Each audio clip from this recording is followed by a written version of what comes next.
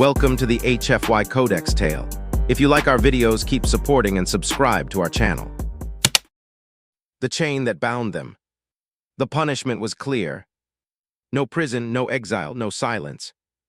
Instead, you will be shackled to the human for 30 Earth days. Everywhere he goes, you will go. Every step he takes, you will follow. That was the ruling. That was her fate. Vela, a proud warrior of the Zari Empire, stood in silence as the heavy magnetic cuffs clicked around her wrist. The other end of the glowing chain connected to the man standing beside her, a human soldier with short black hair, sharp eyes, and a name she didn't care to learn. Jace Wren. She didn't look at him. He didn't speak to her. They just stood there in the middle of the Union Hall as the sentence was made official. Around them, voices whispered.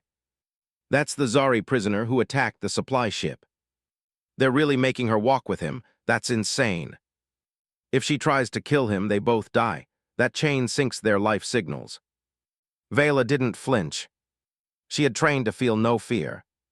But this punishment, it was more than chains. It was humiliation. They left the chamber in silence. Jace didn't pull her. He didn't speak. He just walked, and she followed as the glowing chain buzzed softly with each step. He led her through corridors of cold metal and blinking lights until they reached a small room with one bed, a chair, and 2 cups of water. "You sleep there," he said, pointing to the bed. She crossed her arms. "I'll stand." He shrugged and sat down, not arguing. Hours passed. He read from a datapad.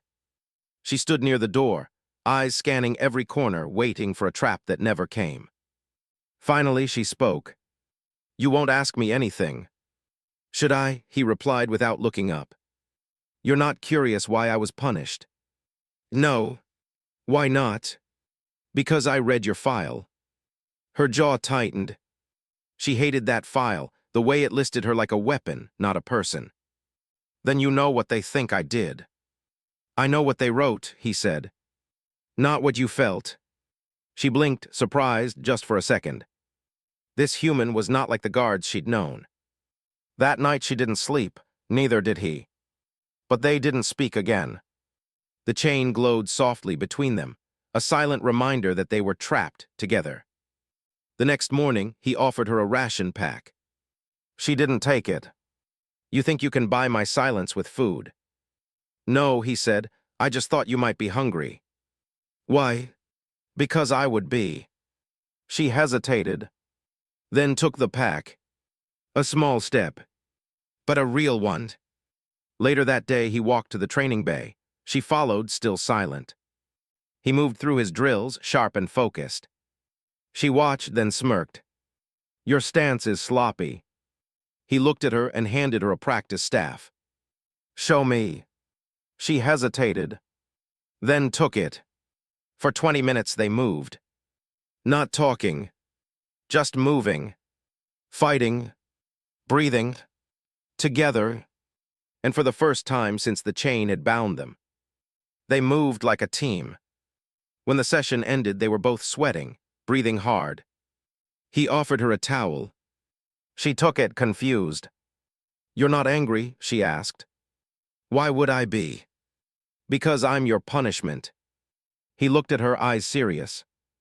"No, you're a person, and this punishment isn't mine to give." That night, she sat on the edge of the bed instead of the floor. She didn't thank him, but she didn't argue either. And when the lights dimmed and the room went still, Jay spoke quietly. "Good night, Vela." Her chest tightened. No one had said her name gently in years. She didn't answer right away. Then softly, she whispered, "Good night, human." Outside, the stars moved in silence. And inside, for the first time in her life, Vela wondered. Was this chain really a punishment? Or was it the start of something neither of them expected? The human who didn't use the key. The chain clicked quietly with every step. They had been walking together for 5 days. 5 long, silent days. And not once, not even once, had Jace used the override key.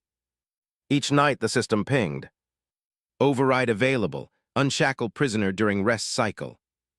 Most officers would have clicked yes immediately.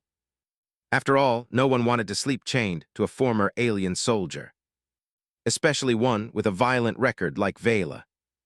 But every night, Jace ignored the key. Every night the chain remained. It wasn't because he didn't trust her. And it wasn't because he did. He simply didn't need the power. And that, more than anything, confused her. One morning, as he quietly boiled water for tea, she finally asked, "Why do you leave it on?" He looked up. "The chain. You have the override code. You could remove it while we sleep." He shrugged. "You never asked me to." She frowned. "You're supposed to take control. That's what humans do." "I'm not here to control you."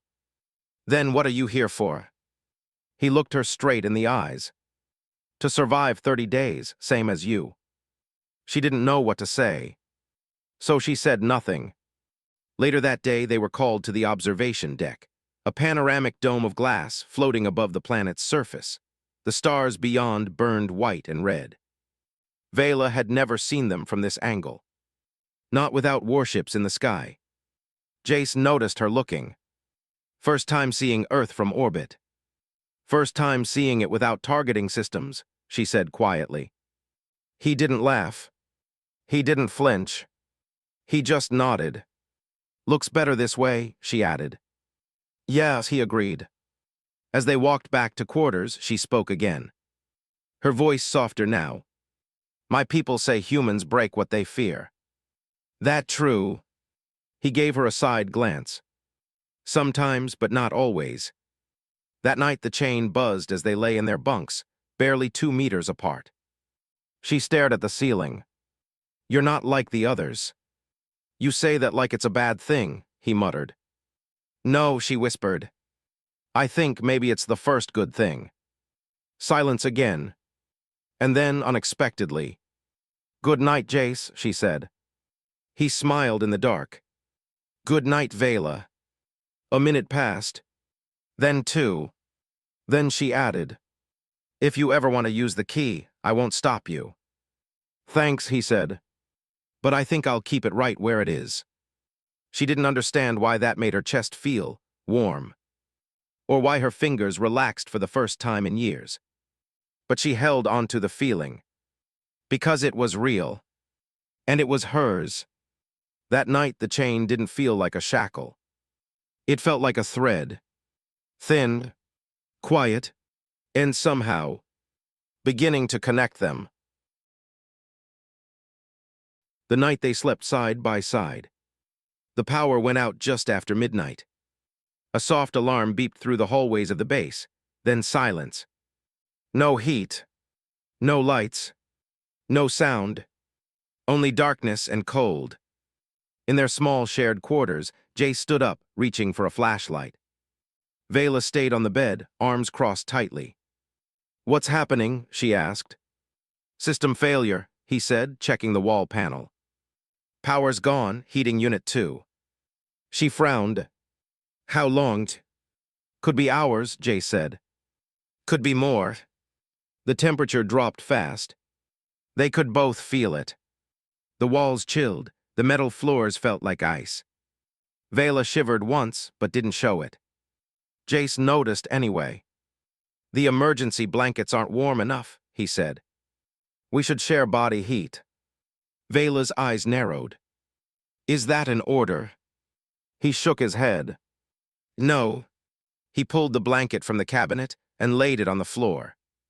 "But it's going to get worse, and you're already cold." She didn't answer. She hated being told what to do. But this wasn't an order. It was an offer. Minutes passed, her hands went numb. Finally, she stood and stepped toward him. The chain between them buzzed gently, reminding her she was still bound. Still being punished. But for some reason, when she sat beside him on the floor, she didn't feel like a prisoner. Not anymore. He didn't touch her right away. He waited until she leaned slightly toward him. Then slowly, he wrapped the blanket over both of them. Their shoulders touched. Her body tensed. But then, nothing happened. No pain. No fear, just warmth. His voice broke the silence.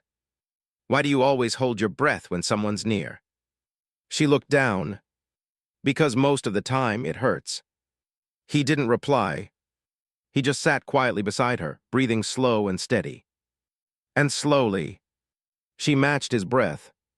We never shared warmth on my world, she whispered. We shared strength, power, fire. What do you share now? He asked. I don't know, she said, voice low. Maybe this. Their fingers didn't touch, not yet. But the chain between them felt lighter. Like it wasn't meant to trap them anymore, but to keep them from drifting apart. Hours passed. She fell asleep first, leaning against him. Not from exhaustion, but because, for the first time in her life, she felt safe. When she woke, her head was on his chest. His arm was around her. The power had returned, the heat was back. But she didn't move. Not right away. Because in that quiet moment between sleep and truth, she didn't want to leave. And he didn't ask her to. The enemy who wanted her back. The message came at dawn. A red light flashed on the base comm screen. Encrypted, high priority. Jace read the first line, and his jaw tightened. This is command, immediate recall order. The Zari female is to be turned over to her people at 1800 hours. They've requested her return, alive or restrained. He glanced over his shoulder. Vela was still asleep on the bed. Peaceful, breathing steady. Her hands no longer clenched in fists when she rested. He closed the screen and turned away. He didn't wake her. Not yet. Later, as they sat in the cafeteria, eating in silence, he finally spoke. Your people sent a request. Vela paused mid-bite. For what? You. She looked up slowly, her eyes narrowed. What kind of request? Formal, peaceful, but they want you back. She set down her fork. They never wanted me before, why now? Maybe they know you've changed, Jace said softly. Or maybe they're afraid I have. She stood and paced, the chain between them pulling gently. They'll take me in a cage, again. Not if we stop them, he said. Her head snapped toward him. You'd break the rules for me. I'd follow what feels right. And right now, giving you back doesn't. She stared at him, searching his face for lies. There were none, only quiet strength. They'll threaten you, she warned. They'll say you're protecting a fugitive. I'll say I'm protecting a person. The clock ticked down. 2 hours until pickup. The docking bay had been cleared. Guards waited. Weapons checked. Orders ready. But Jace didn't move. He sat beside her in the hallway, the chain coiled between their boots. We can run, he whispered. Where? Anywhere they don't own you. She looked down at the chain. They said this would be my punishment. But it became my lifeline. Then let's cut it, he said. And what happens next, she asked. You choose, Jace replied. Not orders, not courts, not chains, just you. The hangar doors opened. A Zari ship touched down. Dark, sharp, red-marked. A soldier stepped out, holding a command scroll. Bring the prisoner forward. Jace stood. So did Vela. The guards reached for their weapons. Stop, Jace commanded. The air went cold. This isn't a prisoner, he said. This is a guest, and she doesn't want to go. This is above your clearance, one officer warned. Disobey, and you'll be marked as rogue. Then mark me. The Zari soldier growled. You think she's yours now? Vela stepped forward. Her voice clear. No, I'm not his. But for the first time, I am my own. The room went silent. Then the chain dropped. Jace had deactivated it. But she didn't move away. She stayed beside him. By choice, the Zari ship pulled back. The soldier snarled, but did not fight, because something had changed, and it couldn't be undone. Later, in the quiet of the quarters, Vela sat beside Jace. No chain between them. No cuffs. No rules. Just space and decision. You gave up everything, she said. For me. No, Jace whispered. For us. And this time, when she reached for his hand, he didn't flinch, and she didn't pull away. The trial of the chain. The courtroom was cold, sterile, silent. 3 high-ranking human commanders sat at the front, their medals shining under the white lights. Behind them, observers whispered, "That's him, the soldier who broke protocol. They say he refused to return an alien criminal. He might lose everything." Jay stood tall in the center of the room, unshackled, calm, but alone. Or so it seemed, because just before the trial began, Vela entered. No chains, no guards, just her, and silence followed her like a storm. A security officer stepped forward. "This hearing is for human personnel only." Jace opened his mouth to speak, but Vela spoke first. "Then you're making your first mistake." Gasps, one of the councilmen stood. "You have no authority here." "No," she said firmly. "But I have the truth." They allowed her to stay, barely. And the trial began. The charges were listed clearly. Disobeying direct command. Refusing lawful extradition. Freeing a classified prisoner. Interfering with interspecies protocols. Each one could destroy Jace's career. Possibly his life. A commander turned to him. "Why did you do it?" Jace didn't hesitate. "Because she didn't deserve to go back in chains. You were her guard, not her judge. She was never mine to guard, she was a person. And people aren't supposed to live in fear." The room stirred, but the council wasn't moved. Until Vela stepped forward. "May I speak?" she asked. A long pause. Then a quiet nod. She faced the room. Her voice was steady. "You think I'm just a prisoner, just an alien. You think I'm dangerous because of where I come from, what I've done. But let me tell you what I learned while chained to this man." She turned toward Jace. Her eyes softened. "I was taught humans were cruel, that your kind enjoys power, control, punishment. But he never raised his voice, never pulled the chain, never touched me without reason. He listened, he waited, he saw me. And for the first time in my life, I felt like more than a soldier, more than a weapon. I felt human." A ripple moved through the room.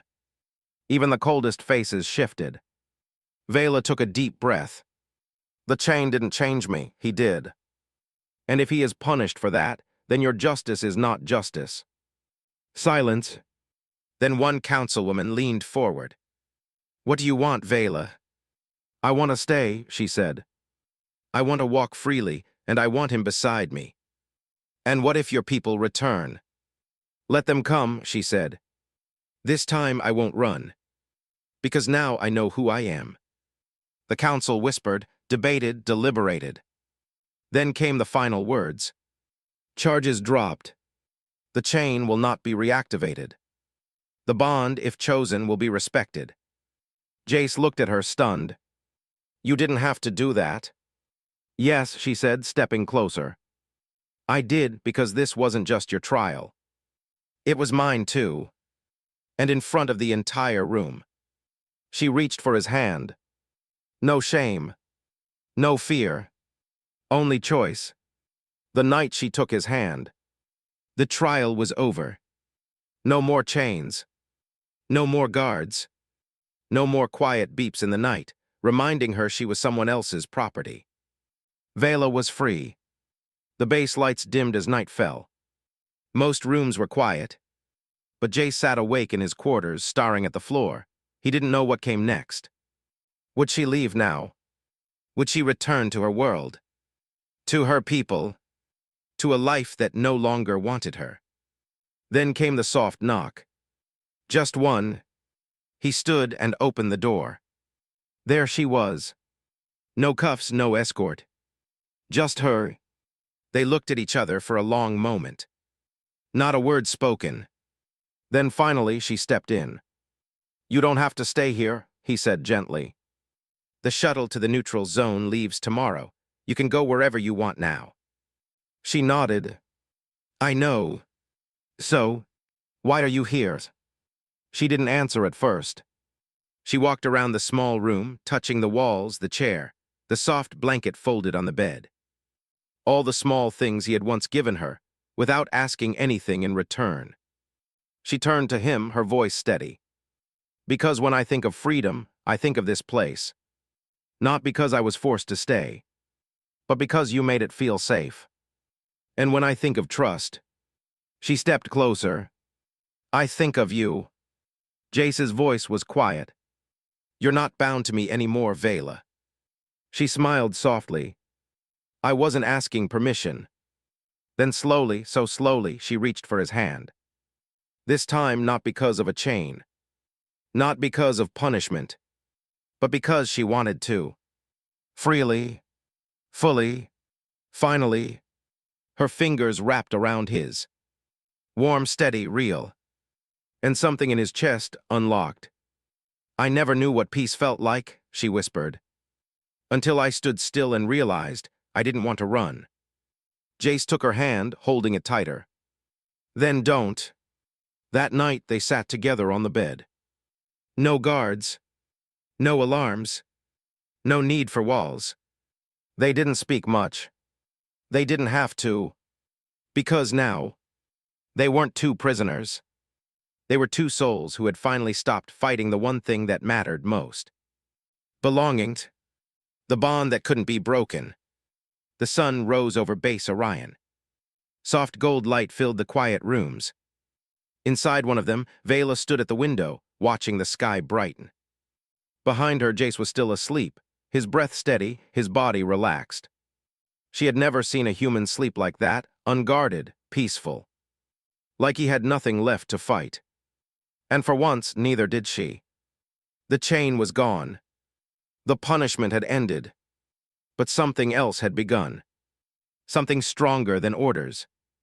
Something gentler than war. Later that day, they stood before the council again. But this time not for judgment. This time for recognition. "You were forced together by law," one councilwoman said. "But you stayed together by choice." Jace nodded. "She's not my prisoner, she's my equal." "And what is she to you?" the councilwoman asked Vela. She turned to face him. And in front of everyone, she said, "He is the first person who looked at me without fear. Who didn't see a weapon. Didn't see a threat. Just me." "So what is he?" the council pressed. Vela smiled. "He's my peace." The room fell silent. No one argued. There was nothing to fight anymore. Weeks passed. Then months.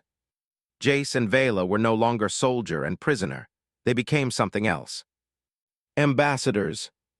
Together, they helped rewrite the bond protocols between humans and Zari. No more chains. No more forced pairings. Only partnership. On the anniversary of their first meeting, Vela visited the old room, the one where she had once stood in silence, hands cuffed, eyes full of hate. She stood in the doorway and smiled. "I remember thinking you'd break me," she said. Jace chuckled beside her. "I remember thinking you'd kill me in my sleep." They laughed quietly. And then, they kissed. Not as captor and captive. Not as enemies. But as two people who had survived something bigger than war. Loneliness. Later that night, she took his hand again. The same hand she had once feared to touch. She held it tightly and whispered, "This bond, it isn't made of chains." "No," Jace whispered back. "It's made of us. And some bonds can never be broken." The end Milky Way.